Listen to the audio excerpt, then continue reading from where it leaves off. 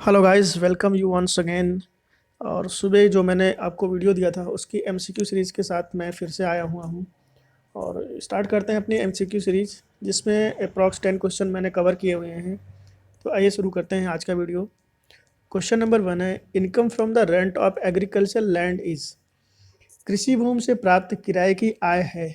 Option A agriculture income यानी कृषि आय, option B casual income जिसको हम बोलते हैं आकस्मिक आय, ऑप्शन नंबर सी है बिजनेस इनकम यानी व्यापारिक आय, और ऑप्शन नंबर डी है प्रोफेशनल आय यानी प्रोफेशनल इनकम जिसको कहते हैं पेशे से आय।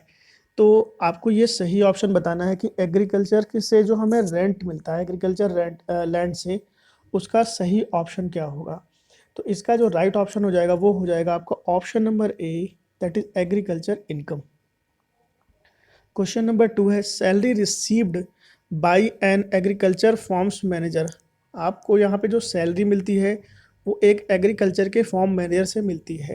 तो ये क्या है? Option A professional income, option B salary income, option C agriculture income, और लास्ट ऑप्शन है कैपिटल इनकम।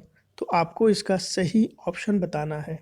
तो इसका जो राइट ऑप्शन हो जाएगा वो हो जाएगा आपका option number B, that is salary income, क्योंकि सैलरी रिसीव्ड हो रही है यहाँ पे। क्वेश्चन नंबर 3 है, which of the following is an agriculture income. आपको बताना है इनमें से कौन सा है जो आपका एग्रीकल्चर इनकम यानी कृषि आय है। Option A rent received from agriculture land, option B income from a dairy farm, option C income from poultry farming, option D dividend from a company engaged in agriculture. तो इसका आपको सही option बताना है। तो इस क्वेश्चन का जो राइट ऑप्शन हो जाएगा वो हो जाएगा option number A, that is rent received from agriculture land. Question number 4 है, in case of a woman SSC, her agriculture income of ₹20,000 shall be include in her total income where it is more than the following limit. Option A 1,35,000 rupees, option B ₹1,10,000, option C 2,50,000, और last option है 2,25,000 rupees. फिर से question को मैं आपको समझा देता हूँ। एक महिला करदाता है, उसकी 20,000 रुपये की कृषि आय की कुल आय में शामिल है तभी किया जाएगा जब उसका गत वर्ष में कर योग्य आय निम्नलिखित से अधिक होगा। तो किससे अधिक होगा ये आपको बताना है। तो इसका जो सही ऑप्शन हो जाएगा वो हो जाएगा आपका option number C, that is 2,50,000, क्योंकि यहाँ पे क्या बोला गया है, हमारा जो स्लैब है 2,50,000 तक कोई भी टैक्स नहीं लगता है। उसके ऊपर जो भी इनकम होगी, चाहे वो लेडीज़ हो चाहे वो जेंट्स हो, सबके लिए टैक्सेबल हो जाता है। क्वेश्चन नंबर 5 है, percentage of income from growing and manufacturing tea in India is considered as agriculture income. तो यहाँ पे आपको बताना है कि भारत में चाय के उत्पादन एवं निर्माण से आय का प्रतिशत भाग कृषि आय होता है। Option A 50%, option B 60%, option C 65%, और लास्ट ऑप्शन है आपका 70%। तो इस क्वेश्चन का जो राइट ऑप्शन हो जाएगा वो हो जाएगा आपका 60%। मैंने पिछले वीडियो में आपको ये बताया था कि जो हमारे यहाँ हम टी मैन्युफैक्चरिंग है उनका कितना परसेंट भाग जो है वो एग्रीकल्चर होता है और कितना बिजनेस इनकम होता है यानी नॉन एग्रीकल्चर होता है।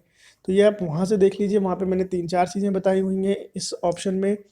तो वहाँ से आप इसको क्लियरली समझ सकते हैं, तो वीडियो ज़रूर देखिएगा वो वाला। क्वेश्चन नंबर 6 बताता हूँ मैं आपको क्या है। For the computation of tax agriculture income is included in total income if. देखिए यहाँ पे आपको बताना है कि कर की गणना करने के लिए कृषि आय को कुल आय में शामिल किया जाता है यदि option A agriculture income exceeded ₹5,000, option B agriculture income exceed ₹10,000, option C agriculture income exceed ₹50,000, और लास्ट ऑप्शन है आपका agriculture income exceed ₹5,000 and total income exceed the exemption limit. तो ये वाला जो क्वेश्चन है जो पूछा गया है आपसे, ये क्वेश्चन मैंने पिछले वीडियो में जस्ट लास्ट में एक क्वेश्चन के साथ में एक एग्जाम्पल के साथ में समझाया हुआ है, तो बहुत ज़्यादा डिटेल आप वहाँ से ले सकते हैं। फिलहाल मैं आपको ये समझाता हूँ कि जब एक एग्रीकल्चर इनकम होती है तो उसमें कौन सी लिमिट है कि जब वो टैक्सेबल हो जाती है। तो यहाँ पे मैंने पिछले ही वीडियो में आपको बताया था कि एग्रीकल्चर इनकम जो होगी वो होगी ₹5,000 प्लस अगर 5,000 रुपये से अधिक होती है, प्लस इसका जो टोटल इनकम होता है वो एग्जम्पशन लिमिट से ज़्यादा होता है। जैसे एग्जम्पशन लिमिट कितनी है, 2.5 लाख रुपए है, तो इससे ज़्यादा जितना भी होगा वो क्या हो जाएगा, आपका इस ऑप्शन में आ जाएगा। तो राइट ऑप्शन इसका हो जाएगा ऑप्शन नंबर डी।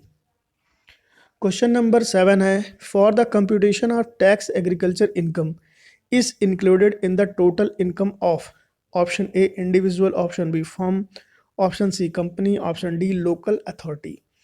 तो यहाँ पे इस क्वेश्चन में आपको बताना है कि कर की गणना करने के लिए कृषि आय को कुल आय में शामिल किया जाता है, एक व्यक्ति की, एक फर्म की, एक कंपनी की या एक लोकल अथॉरिटी यानी स्थानीय सत्ता की। तो इसका जो राइट ऑप्शन हो जाएगा वो हो जाएगा option number A, that is individual. Question number 8 है, percentage of income from the sale of coffee grown and cured in India is considered as agriculture income. तो यहाँ पे इस क्वेश्चन में आपको बताना है कि भारत में काफ़ी उगाकर एवं उसको संसाधित करके बेचने से आय का जो प्रतिशत है उसका कितना परसेंट एग्रीकल्चर इनकम कहलाएगा। Option A 50%, option B 60%, option C 70% और लास्ट ऑप्शन है आपका 75%। तो ये आपको सही से इसका जवाब देना है। तो इसका जो राइट ऑप्शन हो जाएगा वो हो जाएगा option number D, that is 75%। Question number 9 है, percentage of income from the sale of coffee grown and cured roasted and grinded in India is considered as business income. तो यहाँ पे आपको बिजनेस इनकम बताना है। पिछले वीडियो में मैंने आपको एक एग्रीकल्चर इनकम बताई थी, एक आपको नॉन एग्रीकल्चर इनकम बताई थी। तो जो नॉन एग्रीकल्चर इनकम है वो यहाँ पे आपको बतानी है कि बिजनेस इनकम का मतलब है नॉन एग्रीकल्चर इनकम कितनी है आपकी। तो इसका जो राइट ऑप्शन होगा ये आपको चूज़ करना है। ऑप्शन ए में 20% है, बी में 30% है, सी में 40% है और डी ऑप्शन में 50% है। तो इसका जो राइट ऑप्शन हो जाएगा वो हो जाएगा आपका 40%। आप वहाँ से देख लीजिएगा, आपको क्लियर हो जाएगा। और आज की वीडियो का लास्ट क्वेश्चन है, percentage of income from the sale of rubber grown and manufacturer इंटेक्स in India is considered as agriculture. तो यहाँ पे आपको बताना है भारत में आप रबड़ उगाते हैं, उसका लेटेक्स बनाकर बेचने से आय का प्रतिशत कितना प्रतिशत आपका एग्रीकल्चर इनकम होगा। Option A 45%, option B 50%, option C 55% और लास्ट ऑप्शन है इसका 65%। तो इसका जो राइट ऑप्शन हो जाएगा वो हो जाएगा option number D, that is 65%। तो ये था मेरे सुबह जो मैंने आपको थ्योरी पार्ट कराया था उसका MCQ सीरीज।